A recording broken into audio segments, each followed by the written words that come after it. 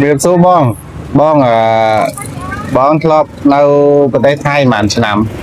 ำใบดับนะใบดับชนำไอเปแต่บ้องเรานั้นบ้องเคยประเทศไทยไปจำหลานเราเป็นนั่งให้บ้องดังทาเจเพื่อโกลอยู่ใบไอ้ได้นอนมาได้จำหลานกันหนึ่งให้เวเข้าไปจับบอลด้วยก็โดยไปจับบอลนั้นก็อยู่ใบแกเป็นนั่งให้เรานี่บ้องช่วยแม่นภาษาบานเขาบอกบายทีเนี้ยบอลกลอบนั่นนะบอลดังจรานไปประเทศไทยโอ้โยบายไทยตั้งปีนำหนับปอนผมบัวร้อยเก้าใบจะปีเก้าใบมาบ่าจะปีผมพรบัวร้อยเก้าใบมาคือเธอตามแบบสมเด็จพระเจ้าอยู่หัวเรเบตีผมบุญแต่กดกรบกรมปฏิการนั้นเป็นโกนไตรมันเนี้ยได้ดาวจะนำดาวตามก่อนนั้น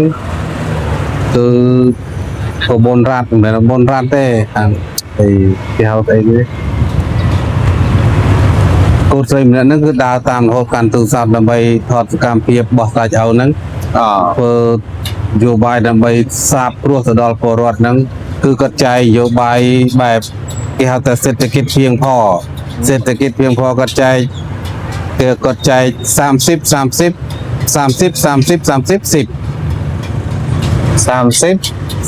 ใบดอก30vàให้10จะ30นั่นไงเก๋30วันในทางอุทิหรณ์ถ้ายังมีพื้นที่มีเตยได้มาฮัตตามีเตยได้มาฮัตตาจังไอ้ใบแบบเศรษฐกิจเพียงพอบอกพระเจ้าอยู่หัวนั่นคือไอ้ใบใจเตยจับกา30สาย30จิงดง30ไอ้สลัดดับถือเตี้ยถือส่วนnàoไอ้เขาไอ้คือครบวงจรต่างอ่ะวงจรนี่ไงวงจรบันไดถ้าการวงเวียนเศรษฐกิจบอกเกนั่งเศรษฐกิจมีจำครูซาบอกเกนั่งบัตรเธอจำนาตรกเตอร์นาเดคือนักขนมเตียนนังดาวคายสายเธอสายดอกเป็นสายเวียนจักการนังสายเวียนไตรสายนังสายเจมไตรเจมไอ้นักขนมวงจรบอกเกนั่งขนมวงเตียบอกเกนั่งเตียนั่งยังแต่เศรษฐกิจเพียงพออันนั้นtừ đâyบอกพระเจ้าอยู่หัวได้ก็วางโครงการเต้าพวกยมทลบตาเต้ามาดมเชียงใหม่เชียงรายตัวจีได้ผมเมียนั้นอะไรส่วนสมเด็จยานั้นปีดาวปีสมัยมุนมอได้ยังตาระบายในเชียงใหม่ชั่วอาเพียนเยอะไอ้นั่งอะนำมาเพียนอะไรนำมาเพียนนั่งคลายแต่จีส่วนหายไอ้ปอรถมาดมนั่งคลายเมาเจียเต้ารักษาเต้าเธอกาเอาไทยรักษาส่วนนั่งหายจบนำฟินเราจวบผมเมียนั่นเราเชียงรายได้จวบเราเชียงรายยังปลอบเต้านั่นเชียงรายเชียงใหม่เชียงรายเนี่ยเชียงใหม่เชียงรายเนี่ยเคยจวบเคยขนมเรืองไทยสบู่ปลอบเคยเชียงรายเมื่อเราจุกขนมหรือเวียงผมเมียมาค้างขมายมาค้างเมื่อเคยเนี่ยเคยยังตอนเด็กงานนั่งเต้าผ้าอาศัยนั่นเราจุกขนมนั่นต่อมาอยู่บายต่อมาชาติชายชนวันก็ละอชาติชายชนวันเศรษฐกิจก็พุ่งละอได้ชาติชายชนวันนั่งมนทักษิณไหนชาติชายชนวันมุนทักษิณคือเนี่ยโคเรียจ้ะตำนานเรียได้ลาวจีนยุโรปไทยเนาโคเรียได้ทานนิยมขมายทำไมขมายยังจ่าเจงปีจำรวมนึงทำไมนึงไอ้ได้ชาติชายชนวันลาวชาติชายชนวันลาวนั่นคือจับดามก่อสร้างให้ชาราชนาสัมพันธ์ของกองไทยมั่งเศรษฐกิจนึงพุ่งเงินละไอ้ตำแหน่งตโนมือขมายยังก็รอได้ทำไมชาติชายชนวันนั่นโดยดอกกีประกันถ้าชาติชายชนวันนั่นจีขมายเอียงมาขมายยังไงเธอบัตรที่ชวนได้กับบานจราทำไมนั่นต่อมาวันสมัยชนลิไพได้บานกอดในลมเบียงมาขมายกอดมาตำแหน่งรอมือขมายยังกันนั่นเพื่อตำแหน่งตโนมันได้ทัดอันนี้วิจิพื้นฐานจะใส่เชียมเยต้องโกเรียพิจารณาขมายโกเรียบุรีรัมย์สุรินทร์มาจวนนะประจีนบุรีนั่นขมายนะเขานะโดยใช้พวกนี้ใส่เชียมไว้ใจได้ไม่ใส่เชียมจีขมายเชียมตัวขมายเชียมตัวจีขมายก็ทลบเนาจึงโดนตามองจึงเต้าคนแต่ดอกไปผมว่าซาการเรียนโซสับไงก็ผมวายจึงเต้ากับคนแต่เชียมจั่วไม่น่าแต่ได้หลังพี่น้าตำเมียนตำเนาะต่อมาละโหดเนี่ยมันน่ากัดได้มาแต่ใบยังจีเยี่ยมโดยการเลี้ยงคู่การเรียนโซดทำใบบำบัดบำบังไม่ก็ ก็វាមិនជ្រះដែររឿងឈាមដំណរបស់មនុស្សហ្នឹង បាទ តមកសម័យឈុនលីផៃក៏ល្អដែរណា ជួនលេថៃហ្នឹងបន្ទាប់ពី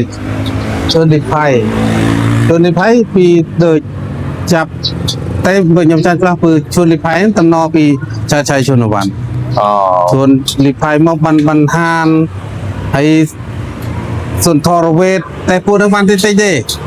បាន ចៅវលេតយងចៃយុទ្ធហ្នឹងអត់គ្រប់អណៃគ្រប់អណាត់ទេនាយករដ្ឋមន្ត្រីថៃបានផ្លេតហ្នឹងទៅអស់លីងបានមកចុងក្រោយនេះសម័យថាក់ស៊ីនឈិនវត្តសម័យដូចចៅវលេតយងចៃយុទ្ធនេះជើងចៅវលេតយងចៃយុទ្ធចោគឺសុនធរវេទបានចៅវលេតបានថាក់ស៊ីនឈិនវត្តតកូនថាក់ស៊ីននេះចូលធ្វើនយោបាយ បាទកាលសម័យថាស៊ីនក៏ ក៏ល្អដែរ ក៏ល្អដែរ សម័យថាក់ស៊ីនឈិនវត្តគឺគាត់ស្នងពីស្នងនយោបាយពីរាជារាមាទី9មកដែរប៉ុន្តែក៏បន្ថែមគោលការណ៍មួយទៀតគឺ30 បាតសាធុរោគគាត់ទៅខាងសុខភាពរបស់ជាពលរដ្ឋគាត់គឺ អានោះថាស៊ីនដែរ សម័យថាក់ស៊ីនឈិនវត្តហ្នឹងហើយគាត់បង្កើតនឹងគោលការណ៍ច្រើន30 បាតសាធុរោគនឹងមួយនឹងមូបាន3 ឡានបង្កើតមូលនិធិដើម្បីជំរុញទុនហ្នឹងទៅចូលដល់បណ្ដាញប្រជែងតាមមូលដ្ឋានហើយនឹងបង្កើតនឹងតំបន់នឹងផលិតផលតំបន់មួយផលិតផលមួយគឺកើតចេញពីសម័យតាក់ស៊ីនឈិនវត្តហើយស្នងមកគឺនៃវិនឈិនឆប់ដែលគឺជាតកូលខ្មែរនេះគ្នានៅបុរីរាមហ្នឹងខ្ញុំក៏ធ្លាប់ទៅផ្ទះគាត់អីចឹងណាគាត់កូនគាត់និយាយខ្មែរអស់ ហ្នឹងនៅវិញឈិនឆោមដែរ នៃវិនឈិនឆប់ពូ50បានល្អណាស់ដីសាហាវរហូតដល់គេចោតកូនគាត់ថាជាខ្មែរគេហៅក៏អាខ្មែរ អូ គឺនៃវិនឈិនឆប់ណាគឺរងនាយករដ្ឋមន្ត្រីពីថាក់ស៊ីនឈិនវត្តហ្នឹងគឺស្នងគោលការណ៍របស់គាត់ហ្នឹងដើម្បីចែកគោចែកក្របីហ្នឹងឲ្យពលរដ្ឋចិញ្ចឹម អូ ហើយទៅពង្រៀនខាងផ្នែកហ្នឹងនឹងដើម្បីដាក់ទុនទៅឲ្យពលរដ្ឋនៅក្នុងភូមិហ្នឹង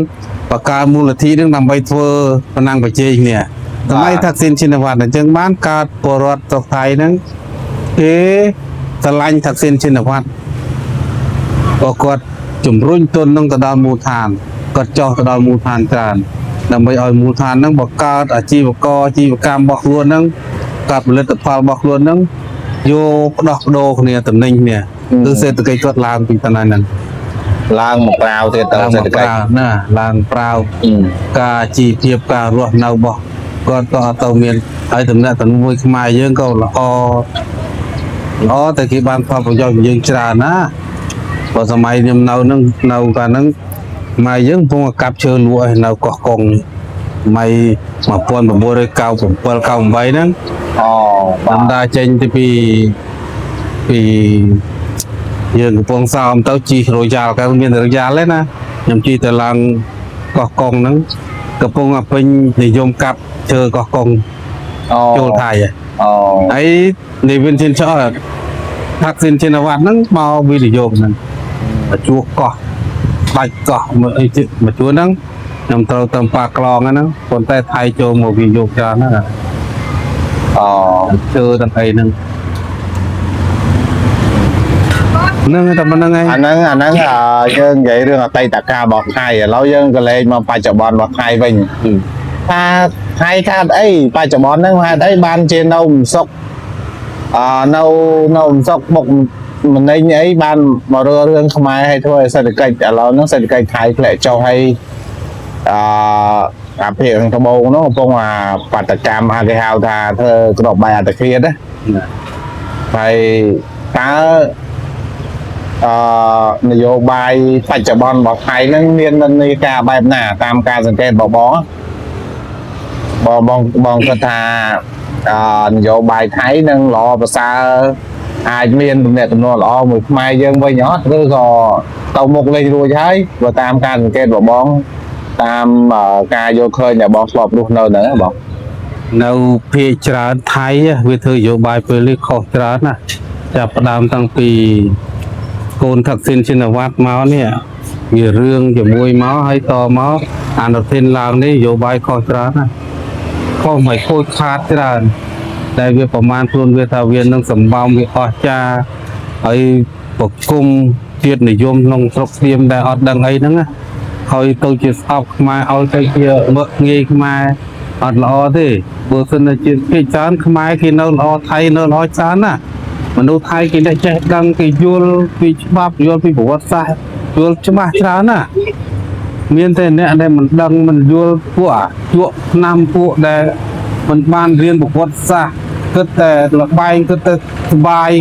អត់ដឹងប្រវត្តិសាស្ត្រទេដែលវាមកដៀលមើលងាយខ្មែរហ្នឹងហើយពួកនោះឲ្យធ្វើឲ្យខូចប្រទេសដែលអ្នកនយោបាយគឺយកពួកហ្នឹងមកធ្វើនយោបាយហ្នឹងយកពួកហ្នឹងធ្វើនយោបាយធ្វើឲ្យខូចការតំណែងតំណងទាំងខាតបង់ទាំងវាឲ្យតំណែងតំណងទាំងបរទេសហ្នឹងក៏អត់មានណាគេគ្រប់គ្រងខូចខាតច្រើនបើសិនជាដែលខ្ញុំធ្លាប់ទៅនៅជនជាតិថៃគឺច្រើនគឺជនជាតិអ្នករៀនសូត្រគេជនជាតិអ្នករៀនសូត្រតែស្ទាប់ក្រោមគឺវាអត់ដឹងប្រវត្តិសាស្ត្រទេតែចាប់ពីបរិញ្ញាឡើងទៅគឺប្រវត្តិសាស្ត្រវាដឹងមកវាដឹងថាណាបោះណាបោះណាតែបើចាប់ពីម6ចុះមកប្រវត្តិសាស្ត្រនៅស្ទើរនៅសពេចសពើអង្គរវត្តរបស់វាទីម៉ាត់ម6ចាប់ពីថ្នាក់ទី12ចុះអូចាប់ពីបរិញ្ញាឡើងទៅគឺប្រវត្តិសាស្ត្រគឺចែងច្បាស់វារៀនច្បាស់អ្នកតែជាងបានថាដែលខ្ញុំធ្លាប់ទៅនៅសិក្សារៀនសូត្រទៅនឹងយើងទៅនិយាយระดับមនុស្សបរិញ្ញាទៅអ្នករៀនដូចគ្នាគឺយល់គ្នាអត់មានតំណោះគ្នាទេហើយគេឲ្យការកិត្តិយសគេការគោរពគ្នាវិញទៅមកតែពាក្យច្រើនអាក៏ប្រោមនេះអត់ដឹងអីទេដូចបុរីរ៉ាំទៅរៀននេះអត់បានទេពួកហ្នឹងរៀនត្រឹមពហពអីហ្នឹងមកនឹងឯងចេញធ្វើការអស់ហើយហើយខាងរៀនវិชาជីវៈរៀនវិชาជីពចេញទៅរៀនវិชาជីពហ្នឹងទៅធ្វើការបាត់ហើយពួកសរិនពួកអីហ្នឹងឯងចឹងមិនអត់ដឹងប្រវត្តិសាស្ត្រខ្លួនឯងអត់ដឹងខ្មែរខ្លួនឯងហ៎អីមើលគេខ្មែរយើងវិញខ្មែរយើងចុះថយអត់ទៅមានកម្លាំងអត់ទៅមានសេដ្ឋកិច្ចល្អមាក់ងាយខ្មែរយើងវិញពួកនៅខាងសរិនបុរីរ៉ាមហើយណាសរិនបុរីរ៉ាម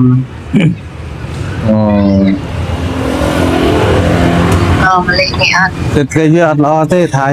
កាលណាបើឆ្លោះមួយខ្មែរសេដ្ឋកិច្ចគឺកាន់តែចុះ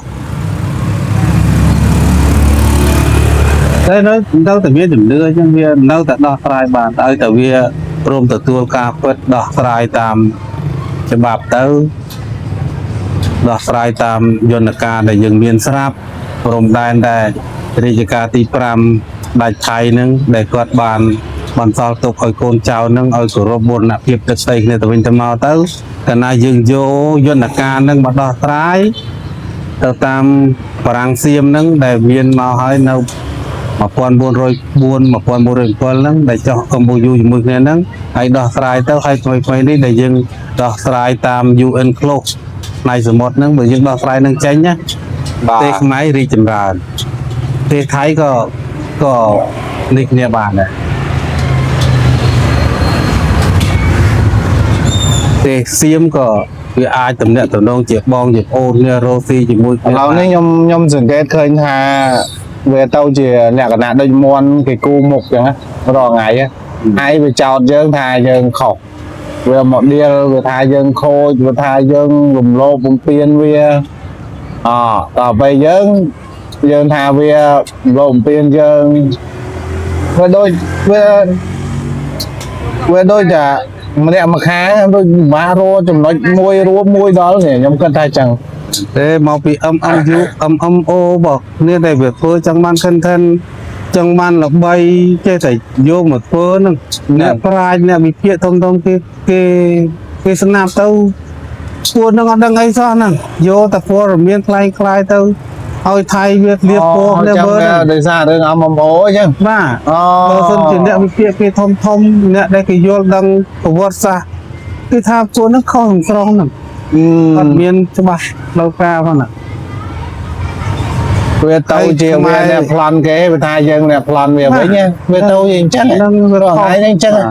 ខ្ញុំមើលខមមិនខ្ញុំមើលសារព័ត៌មានប្រជាជនវាដូចអត់មានមួយណាដឹងថាវាខុសផងវាដឹងថាវាត្រូវទាំងអស់ណាបើវាជឿព័ត៌មានហ្នឹងហើយណាថៃតែខ្ញុំនៅពីដែលវានៅគឺវាជឿព័ត៌មានវាណាគេហៅថា30នាទីរូទូប្រទេសមុននឹងវាក ការបរិភោគព័ត៌មានហ្នឹងគឺវាទូទៅហើយក៏បច្ច័យសៀងរបស់វាហ្នឹងគេដាក់តាមវត្តអារាមតាមភូមិតាមផ្លូវសាធារណៈហ្នឹងគឺចេញមកគេឲ្យដឹងអ្នកជិះម៉ូតូជិះអីក៏ដឹងទាំងអស់ព័ត៌មានគេចែកចាយដល់ឲ្យវាសេព័ត៌មានវាដឹងព័ត៌មានហ្នឹងពីដើមមើលកសែតដល់ពេលសម័យឥឡូវ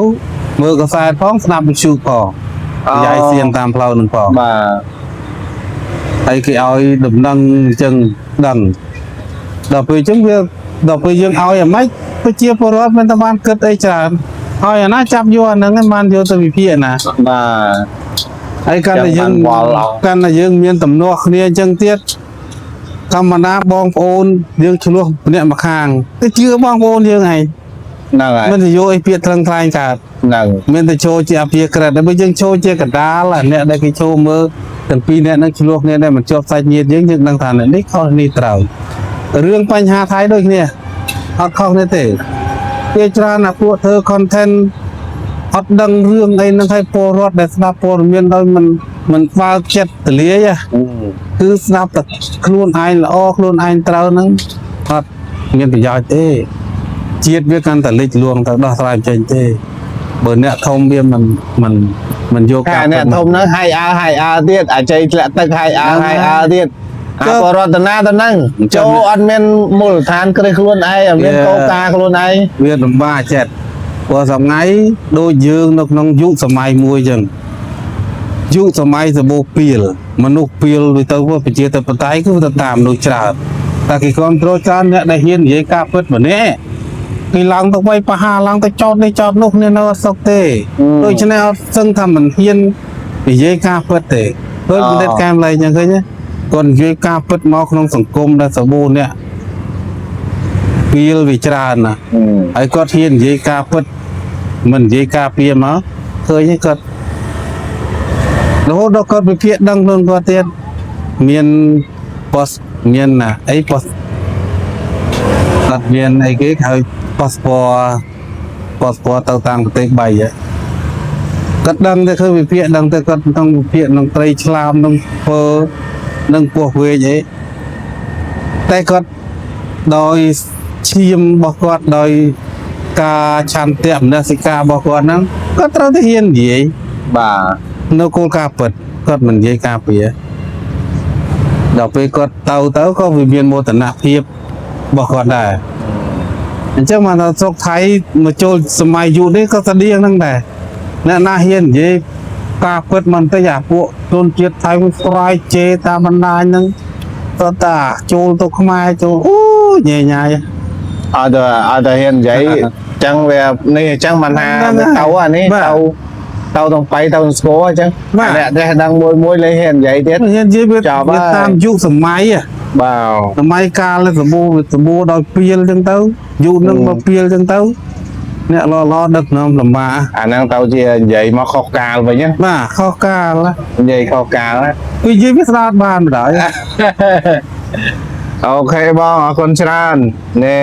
អ្នកលក់បាយអ្នកវិភាគមិញហ្នឹងអ្នកលក់បាយឆាបងប្អូនណាត្រូវការបាយឆាមកជួយទិញផង